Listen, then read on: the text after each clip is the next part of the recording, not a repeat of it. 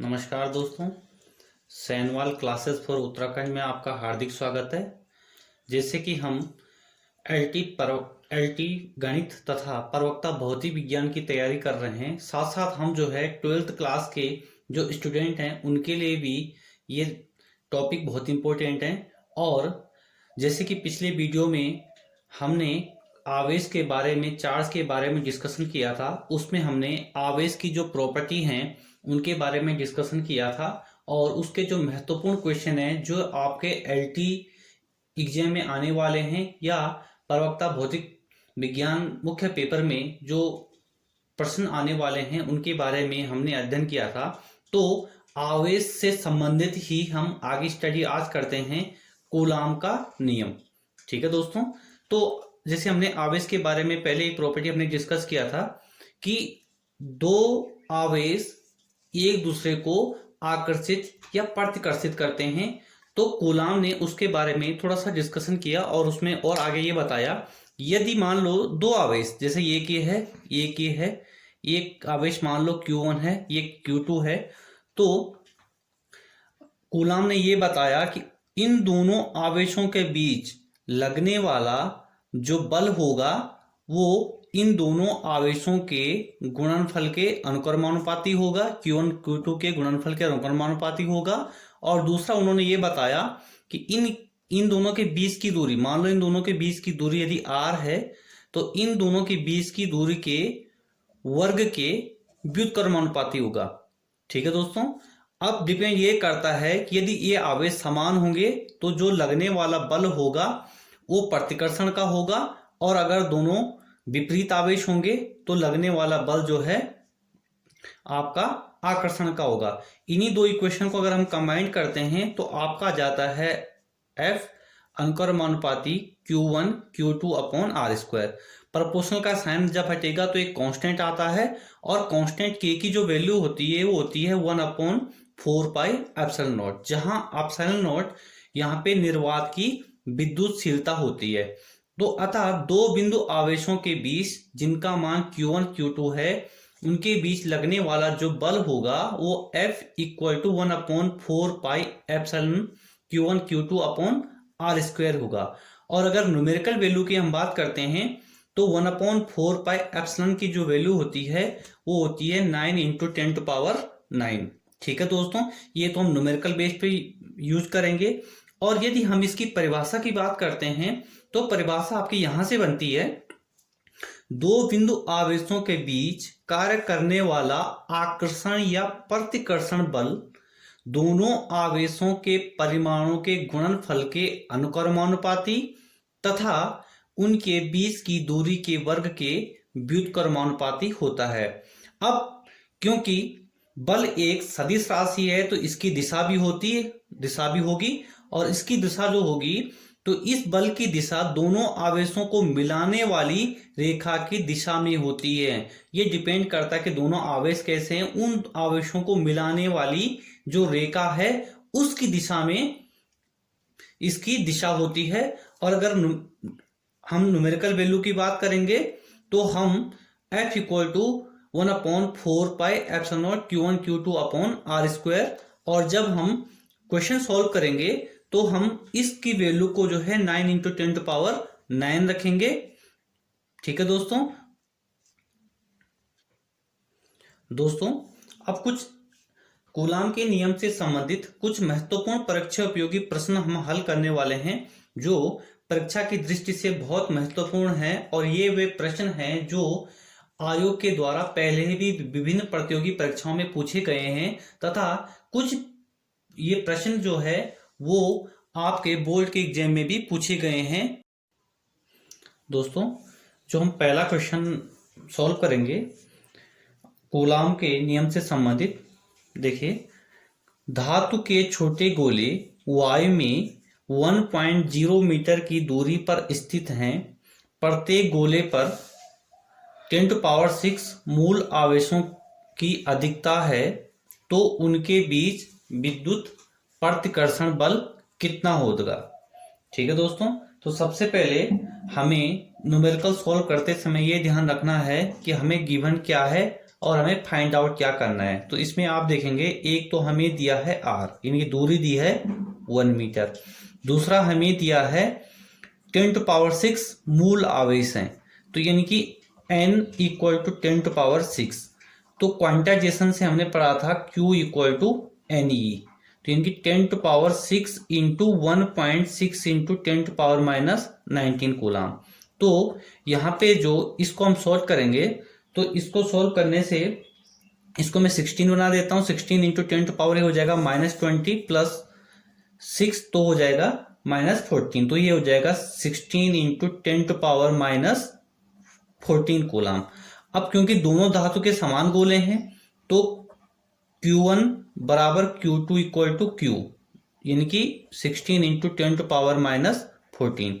अगर हम इसमें बल निकालेंगे तो हमारे पास फॉर्मूला है 1/4πε Q1 Q2/r²। तो F = ध्यान देंगे दोस्तों, तो इसकी जो वैल्यू होती है ये होती है 9 इंटू 10⁻9। Q1 Q2 की दोनों की वैल्यू समान है, तो 16 into 10⁻⁻14 and 16 into 10⁻⁻14 upon r²। r आपका 1 का स्क्वायर है। तो F = देखिए 9 इंटू, पहले मैं डिजिट को पहले लिख देता हूँ, 16 इंटू 16 और 10 की पावर को सॉल्व करेंगे तो 14 इंटू 14, तो माइनस का 28 प्लस 9। ठीक है दोस्तों, तो ये हो जाएगा आपका -19। इसको आप सॉल्व करेंगे तो इसको मल्टीप्लाई करके जो इसका मल्टीप्लाई आएगा वो आपका 2304 इंटू 10⁻⁻19। अब आप डेसिमल को एडजस्ट कर देंगे तो 123, मैं जो है डेसिमल को यहाँ पे ला रहा हूँ तो हो जाएगा 2.304 इंटू 10⁻123, यानी कि +3, तो ये हो जाएगा -16 न्यूटन।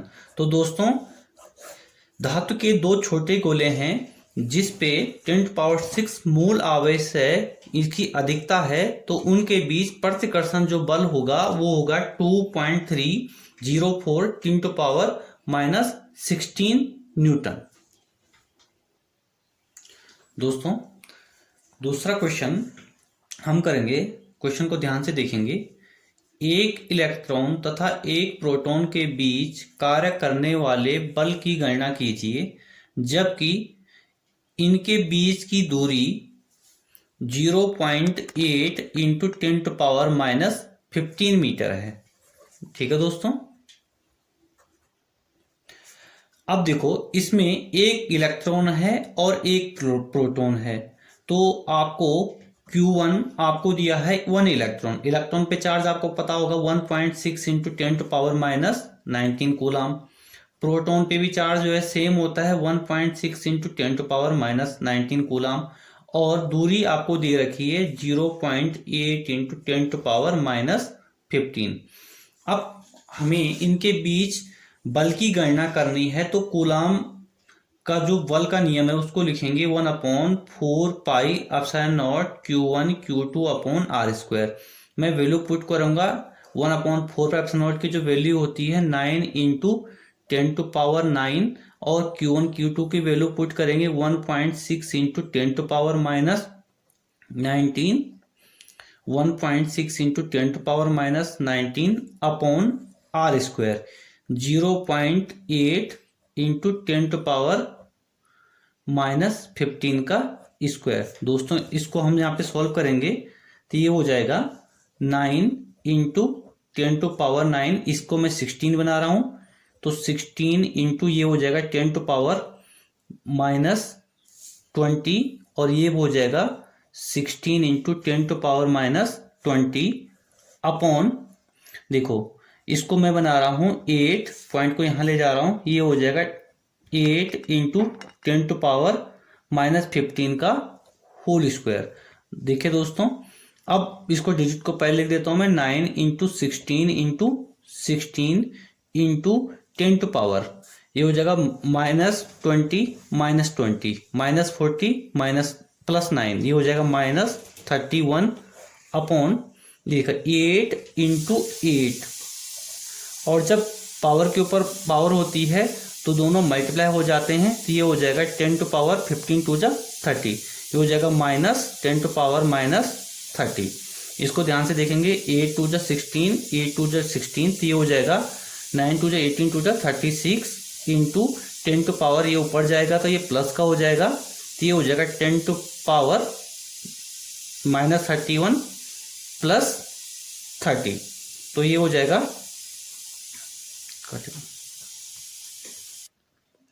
तो दोस्तों जो यहाँ पे देखेंगे थोड़ा, यहाँ पे जो है देखो 8 इंटू 10 टू पावर -15 था 0.8, तो 8 हुआ तो ये आपका 16 हो जाएगा, तो ये आपका जो है 32 हो जाएगा। जब ये ऊपर जाएगा तो प्लस का 1 बचेगा, तो 36 इंटू 10 इक्वल टू 360 न्यूटन।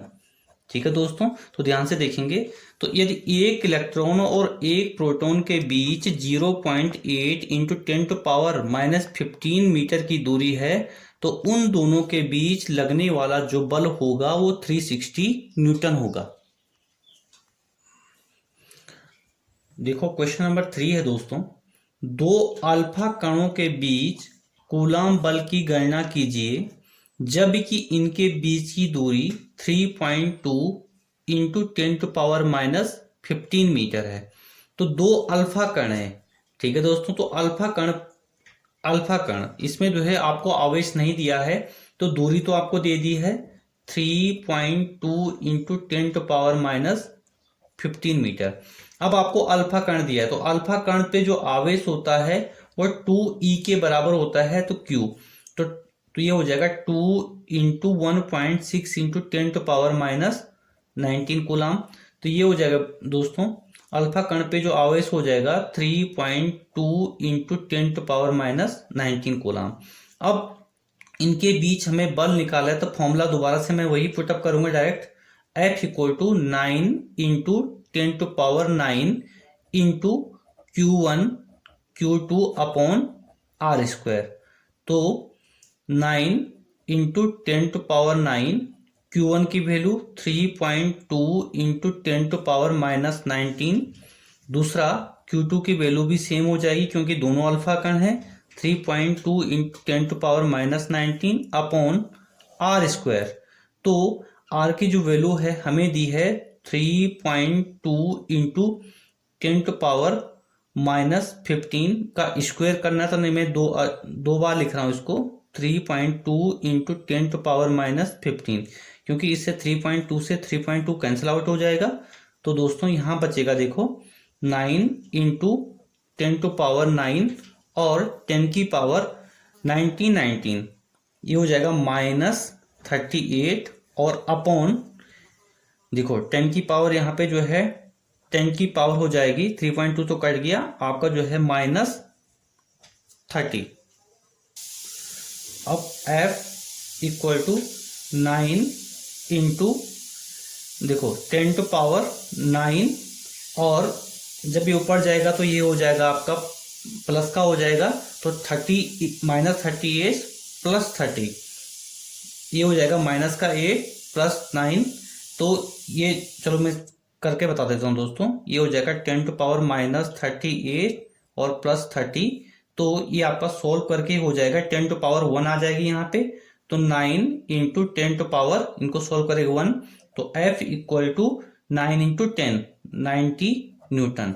तो इसका मतलब दो अल्फा कणों के बीच अगर वो 3.2 10 टू पावर -15 मीटर की दूरी पे हैं तो उनके बीच लगने वाला जो बल होगा वो 90 न्यूटन होगा। नेक्स्ट क्वेश्चन देखते हैं दोस्तों। क्वेश्चन है, यदि 1 मीटर दूरी पर स्थित दो बराबर आवेशों के बीच की दूरी 9 इंटू 10 टू पावर 7 न्यूटन है तो प्रत्येक आवेश पर परिमाण कितना है। इसका मतलब दोस्तों हमें यहाँ पे Q निकालना है, ठीक है। तो यहाँ पे दूरी दी है, यानी R आपको गिवन है 9 इंटू 10 टू पावर 7 न्यूटन, और सॉरी ये फोर्स आपको गिवन है और R आपको जो है 1 मीटर गिवन है। हमारे पास फॉर्मूला होता है F equal to 9 into 10 to power 9 Q1 Q2 upon R²। अब देखो जो बराबर आवेश है तो Q1 Q2 सेम होंगे, तो एफ की वैल्यू मैंने पुट करता हूं यहाँ पे 9 इंटू 10⁻7 इक्वल टू 9 इंटू 10�9। तो ये हो जाएगा Q1 Q2, दोनों Q मैंने Q ले लिए, तो ये Q का स्क्वायर हो जाएगा अपॉन R आपको 1 गिवन है। अब दोस्तों मुझे जो है यहाँ पे Q फाइंड आउट करना है, तो Q ये हो जाएगा Q square equal to 9 into 10⁻7 upon 9 into 10�9। 9 से 9 आपका कैंसिल आउट हो जाएगा। Q अगर Q स्क्वायर इक्वल टू हो जाएगा 10 टू पावर ऊपर जाएगा तो ये -9 हो जाएगा, ये हो जाएगा -2, यानी Q square equal to 1 upon 100। अब दोस्तों क्योंकि अगर हमें तो Q की वैल्यू फाउंड आउट करनी है तो Q इक्वल टू हो जाएगा 1 अपॉन 100। इसको अंडर सॉल्व करेंगे तो 1 अपॉन 10, तो Q इक्वल टू 0.1 कूलाम। अतः जो आवेश का जो परिमाण होगा वो 0.1 कूलाम होगा। नेक्स्ट क्वेश्चन देखते हैं दोस्तों।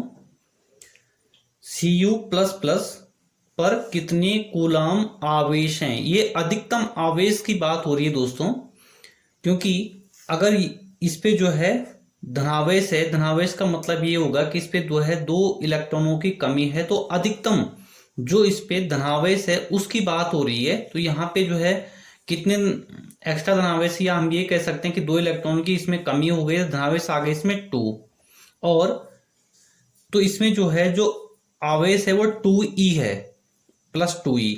तो आवेश की हम बात करेंगे 2 इंटू मूल आवेश जो होता है 1.6 इंटू 10⁻⁻19 कूलाम। तो इस पे जो आवेश हो जाएगा वो हो जाएगा 3.2 इंटू 10⁻⁻19 कूलाम। तो इस प्रकार के क्वेश्चन भी दोस्तों बहुत सारे आपके पास आते हैं, जिसमें आपके जो छोटे क्वेश्चन होते हैं इनको आप ध्यान से कर सकते हैं, और इसमें जो आंसर हो जाएगा 3.2 इंटू 10⁻⁻19 कूलाम। दोस्तों कुछ MCQ क्वेश्चन हम देखते हैं जो आयोग के द्वारा पहले विभिन्न क्वेश्चन पेपरों में पूछे गए हैं। ध्यान से देखेंगे। कूलाम के नियम से संबंधित कुछ दूरी पर रखे 2 बिंदु आवेशों को Y के स्थान पर केरोसिन में रख दें तो उन बिंदु आवेशों के बीच बल, 4 ऑप्शन मेरे पास हैं, घट जाएगा, बढ़ जाएगा, समान रहेगा या शून्य हो जाएगा। तो जैसे दोस्तों हमारे पास फॉर्मूला होता है कूलाम का नियम 1/4 pi epsilon not Q1 Q2 upon R²। अब इस क्वेश्चन को, इसको ध्यान से आप समझेंगे। इसमें ये कह रहा है कि पहले तो Y में है तो ये Y के लिए फॉर्मूला है। अगर इसको हम केरोसिन में रख दें तो यहाँ पे जो केरोसिन, मान लो केरोसिन है तो केरोसिन का जो विद्युतशीलता होती है वो एप्सिलॉन K हो जाएगा। तो क्योंकि F inversely proportional to K, तो इसका मतलब जब जो है K का मान बढ़ जाएगा तो फोर्स घट जाएगा। ठीक है दोस्तों, तो इसी से हम इसको सॉल्व करेंगे, क्योंकि केरोसिन का जो विद्युतशीलता है वो बढ़ जाएगी तो इसका मान घट जाएगा। तो ऑप्शन ए आपका सही हो जाएगा। नेक्स्ट क्वेश्चन है दोस्तों, एक स्थिर आवेश उत्पन्न करता है केवल विद्युत क्षेत्र, केवल चुंबकीय क्षेत्र, दोनों या कोई नहीं। तो एक स्थिर आवेश है Q, तो Q एक स्थिर आवेश है, तो आपको पता होगा कि जो स्थिर आवेश के चारों ओर एक विद्युत क्षेत्र होता है, तो इसका ऑप्शन नंबर ए सही हो जाएगा। यदि ये आवेश गति करेगा, गतिमान होगा, तब इसमें चुंबकीय क्षेत्र उत्पन्न होगा। यदि ये गतिमान नहीं है, स्थिर रहेगा, तो सिर्फ इसमें सिर्फ और सिर्फ विद्युत क्षेत्र उसमें होगा। नेक्स्ट जो क्वेश्चन है दोस्तों, इसको देखेंगे, ये बहुत इंपॉर्टेंट है। यदि 1 माइक्रोकूलाम तथा +5 माइक्रोकूलाम के 2 आवेशित कण 10 सेंटीमीटर दूरी पर रखे हैं तो उन पर लगने वाला बलों का अनुपात ज्ञात कीजिए। एक आवेश ये है दोस्तों, एक आवेश ये है, Q1 Q2 ये है। तो दो एक दूसरे से 10 सेंटीमीटर की दूरी पे रखे हैं, तो बलों का अनुपात कितना होगा? तो आपने कूलाम के नियम की एक प्रॉपर्टी ये पढ़ी होगी दोस्तों कि जिसमें जो है कूलाम का जो नियम है वो न्यूटन के थर्ड लॉ को भी ओबे करता है, यानी F इक्वल टू माइनस। तो दोस्तों कूलाम का नियम न्यूटन के गति का तृतीय नियम को भी फॉलो करता है। तो यानी कि जितना बल ये इस पे लगाएगा इतना बल ही ये इस पे लगाएगा, दोनों का जो बलों का अनुपात होगा वो समान होगा। ऐसा इसका आंसर जो हो जाएगा वो जो है 1:1 हो जाएगा। तो दोस्तों इसी प्रकार की अच्छे क्वेश्चन के साथ और जो परीक्षा उपयोगी महत्वपूर्ण प्रश्न है उनके साथ आपको नेक्स्ट वीडियो मिलते हैं। तब तक के लिए नमस्कार।